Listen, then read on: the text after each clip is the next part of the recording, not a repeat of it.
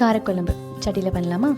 சட்டியில் நல்லெண்ணெய், வெந்தயம், கடுகு, சீரகம் போட்டு நல்லா பொரிஞ்சதும் பூண்டு, கருவேப்பிலை போட்டு நல்லா வதக்கி விட்டுருங்க.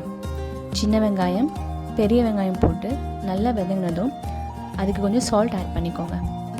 அது கூட கொஞ்சம் பெருங்காயத்தூளும் போட்டுக்கோங்க.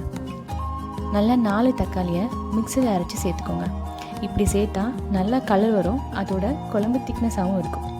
எல்லாம் நல்லா வதங்கின அப்புறம் உருளைக்கிழங்கு, முருங்கைக்காய், கத்திரிக்காய் போட்டு நல்லா வதக்கி விட்டுருங்க.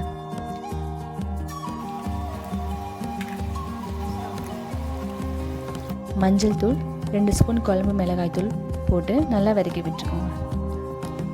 காய் வேகிற அளவுக்கு தண்ணி ஊற்றி மூடி போட்டு வேக விட்டுருக்கோங்க. எல்லாம் நல்லா கொதித்து வந்துட்ட அப்புறம் புளி தண்ணி ஆட் பண்ணிக்கோங்க. 1 நிமிஷம் எல்லாம் கொதிக்க விட்டிங்கன்னா காரக்குழம்பு ரெடி. நல்லா சூடான சாதத்தோட முருங்கைக்கீரையோடு சாப்பிட்டு பாருங்கள். உங்களுக்கு முருங்கைக்கீரை ரெசிபி வேணும்னா லிங்க் கொடுத்துருக்கேன், செக் பண்ணிக்கோங்க. பாய்.